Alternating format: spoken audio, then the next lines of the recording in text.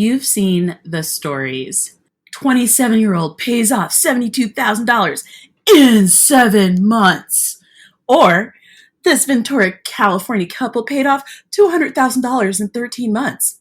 You're so excited for them, but with each story, it makes you wonder why your slow and steady financial work doesn't get as much play in the media. I began thinking about the elevation of financial unicorns in media when talking to someone that I know very well. And basically, they said something that really concerned me. I had noticed that they'd internalized this idea that everyone meets their financial goals faster than they really do, and that financial unicorns were the norm. And it was really frustrating because this person had worked really hard for years to meet their financial goals. And it felt like they didn't believe what they did was good enough.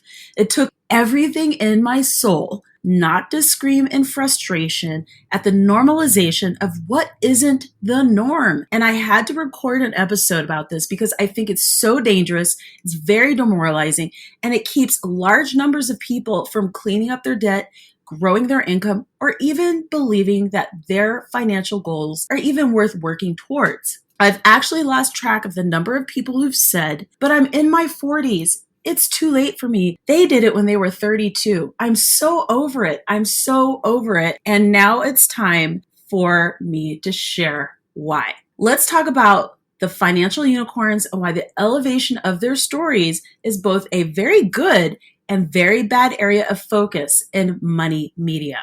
Don't forget to grab the following resource, How to Achieve Your Next Financial Goal.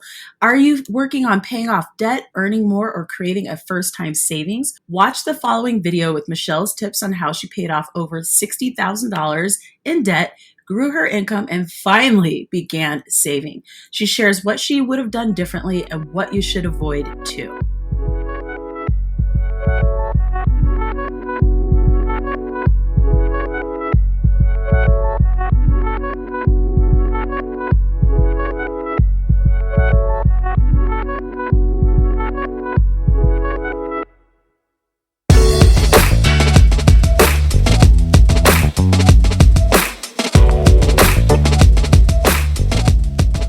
For those who don't know, I am blocked by Dave Ramsey on Twitter. The funny thing about this is I discovered said blockage during a time when I was a super fan of his. I was a huge fan of Dave Ramsey's for many years, but I wrote a blog post about something that I noticed that bothered me that he was doing, and his team, or him, they didn't like it. Basically, I wanted to know why a rich white guy, he got all the things, right? Rich, white, and a guy. Why he was so damn angry with the people he was serving. I basically said that there were people he could be serving, but that he's so mean, he was repelling people from him as a resource, like people who could really benefit from his teachings. This was also the same time when I had to stop listening to his show regularly because I would get so wound up towards the end of the episode and I would be angry. I would listen to his show every single day. Like I would listen to all the debt screams. I would listen to him talking to people. I just was obsessed. And I began to notice that my energy after taking in his content, I was always angry. It just put me in that space. And so I had to break up with Dave Ramsey. I actually will share a link to the show that I did about that, or the post that I did about that, because I had to let him go because I couldn't exist at that energetic vibration level. God, that sounds so hippie, but it's true. Like people who exist in anger all the time, especially when they don't need to, it's not sustainable and it makes no sense. Personal finance unicorn content has left me basically feeling the same way recently. And I say this as a person who's paid off a significant amount of debt, who's changed my financial life, who's helped other people, who's been inspired by that content. And now I'm just so turned off by it. And I'm going to share why. I'm just kind of over it. And even though I love the stories, they have one thing in common for a lot of people that's problematic. They are a distraction from stories like mine and others which are still just as valid. The slow and steady financial journey that honestly feels like the perfect Gen X money story. We exist.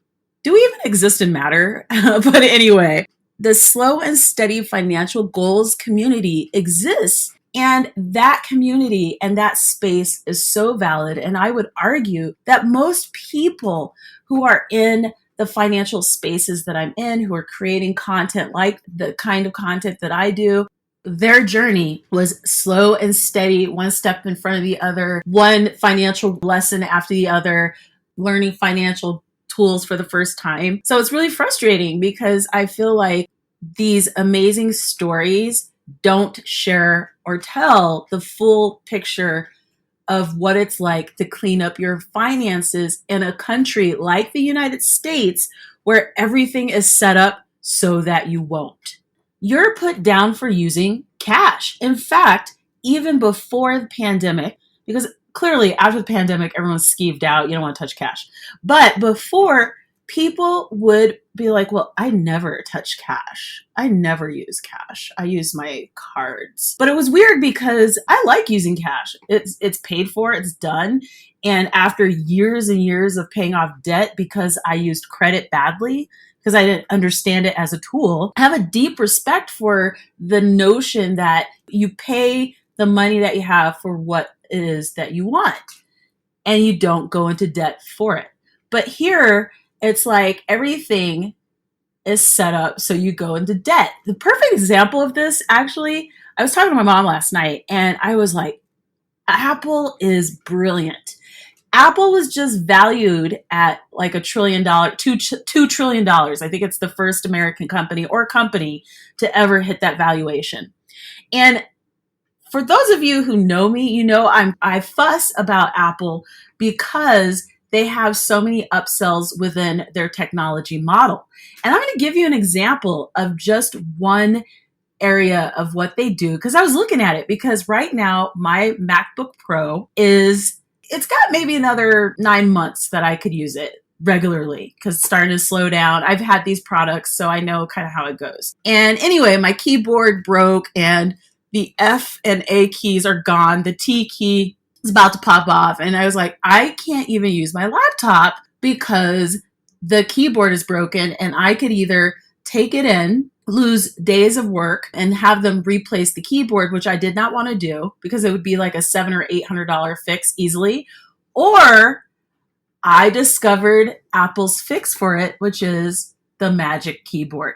I'm not going to lie, this thing's kind of magical. So I went in and for $100, I bought what's an upsell, the Magic Keyboard. But before I went in to buy the Magic Keyboard, I went online and started looking at Mac products and I'm looking around and I was curious about how their financing works. Like for some reason, I'm like, let's go down the rabbit hole. I don't own an iPhone. I'm still team Android. I pay $35 a month. I paid cash for that phone. I'm good.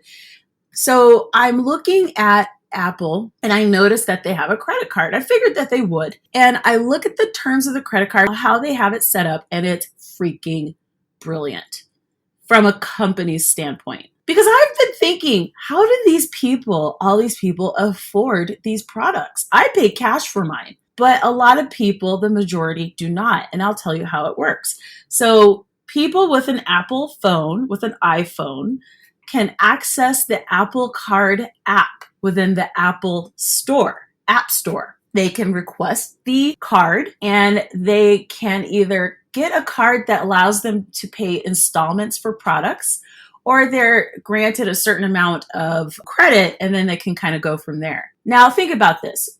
You have to have the iPhone in order to even be eligible for this card. So that's step number one. Step number two, you have to use their store, their app store, to even access the app in order to apply for the card.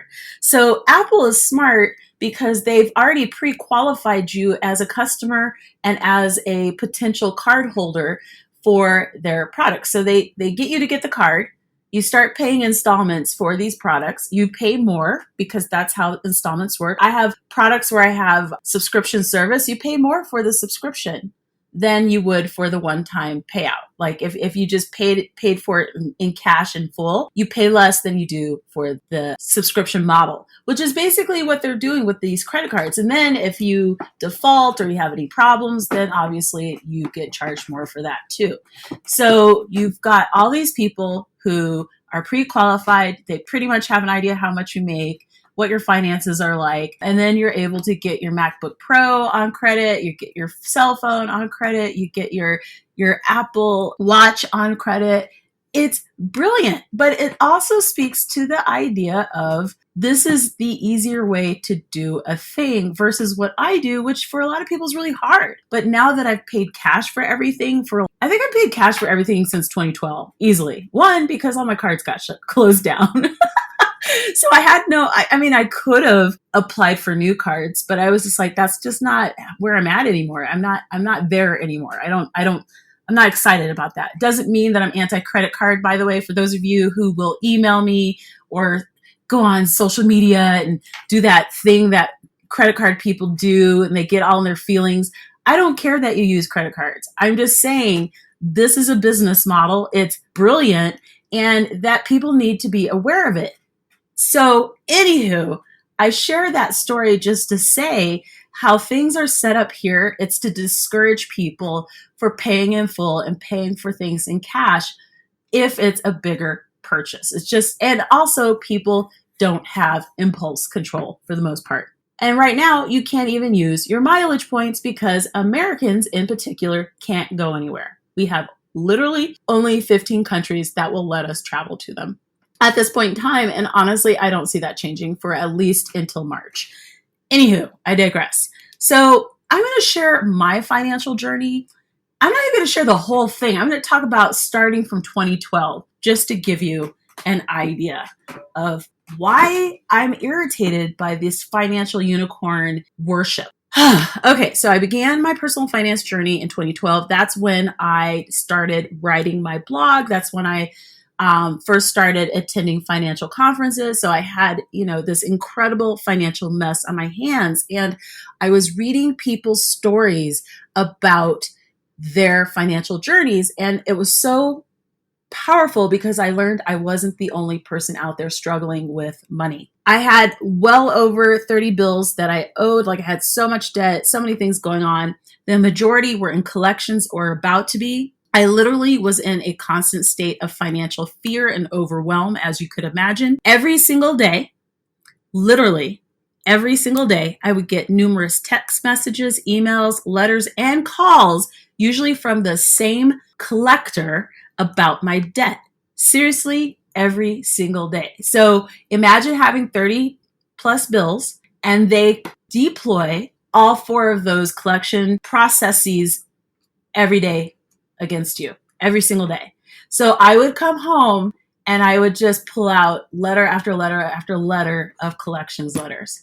I would go online to my email and I would just look at their emails. Then I'd look at my phone and call after call after call would be, and you could be working with them on a payment plan, they'll still call you, right? So I had payment plans and stuff and people were still calling me from the companies that I arranged the plans for. I was just exhausted. This was my life for many years. Okay. Despite all that, for some reason, I was like, I'm going to do something about this. I need to start somewhere. So 1 penny, nickel, dime, quarter, dollar, $5 at a time. I'm just slowly but surely paying on my debt and cleaning it up. And it's the most freaking messy process ever. So you get these financial people, these bloggers and vloggers, and they're like, I had this perfect Excel spreadsheet. I had this app. I had this. And I was like, that's not what mine looked like. I had a paper and then I had a Google spreadsheet and I just would work through it. And sometimes it was a little inaccurate. Sometimes it was accurate. Sometimes I would just pay what energetically made me feel the most stressed out. Sometimes I would pay what was the most urgent. Sometimes everything depended and was a lot more emotion driven than I think people ever want to share about money and their financial journey. In fact, I was watching Eco Challenge Fiji this week on Amazon Prime Video, and the journey for the teams, that challenge is brutal. No one was left without injuries, scars, or bruises from their journey. And ultimately, just finishing was the most important thing. And the focus was on the journey. So I would say that my financial experience is totally like that. I am bruised, beaten, battered, tired, worn out, have financial PTSD. I'm not even joking about this. And that doesn't invalidate my journey because I didn't do everything in 14 months.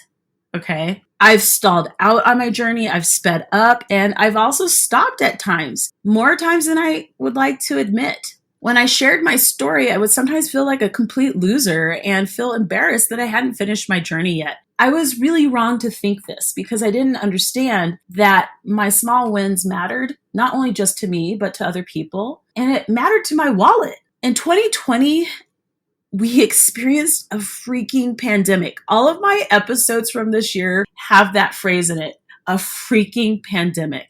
Who would have thunk it? And as I sat in my house for 3 freaking months, I just thought, what if I hadn't slowly worked towards cleaning up my financial situation starting in 2012?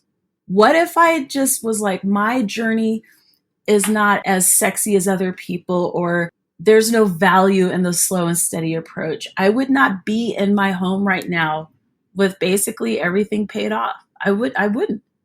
Because it took time to get to this point. It took a lot of time and a lot of self-doubt and a lot of self-care and a lot of conversations and blog posts that I read and vlogs that I watched and books that I read and conversations with people. Like, it took a lot of work. I wish that people could see that financial journeys aren't always sexy. In fact, most of them typically are not. I've paid off thousands and thousands of dollars of debt, and I've changed my life. It really didn't hit me how profoundly things had changed until I sat in my home during a pandemic, getting passive income payouts, looking at my budget, not needing money from the government, and just enjoying my stack of toilet paper without feeling financially stressed. And by the way, there's nothing wrong with needing help from the government because you paid taxes to get that help. 2 years before, I would have needed the help, no doubt about it. But my point is, I'd taken this long, windy, loop-de-loop approach to taking care of everything, but I worked on it, and it allowed me to have a different experience financially during this time. It's taken me 8 freaking years. 8. But in an 80, 90, or 100-year life, those 8 years are nothing. And that's the point I want to make. In the grand scheme of a well-lived, long life, those 8 years are nothing. I focused on a goal. I focused on it for freaking years. The process wasn't sexy. It was actually a hot mess. And then I complicated the process by working for myself. I am not a financial unicorn. I'm living the story that I've heard from a number of people that I know in the personal finance space. So I'm again going to share how the journey looked for me. I'm going to give you a little more insight just so we're clear. I set a goal. Life happened and I got off track. I started again. I got pushed off course again. Then I got focused. A relative or a friend needed help, so I helped. I decided to go on vacation and re-energize, which was good. And I paid cash, but obviously it slowed down the pace. People judged everything that I was doing. I knew, people know. You know when people are judging you. You keep going. I felt embarrassed because I was in the personal finance space and haven't gotten this shit done. Oh, look, a new bill has shown up. I accidentally restarted collections on debt that had aged out because the stress of dealing with these people, I'll never forget that experience. Then I got a summons to go to court for not 1, but 3 fucking debts during the same year. 3.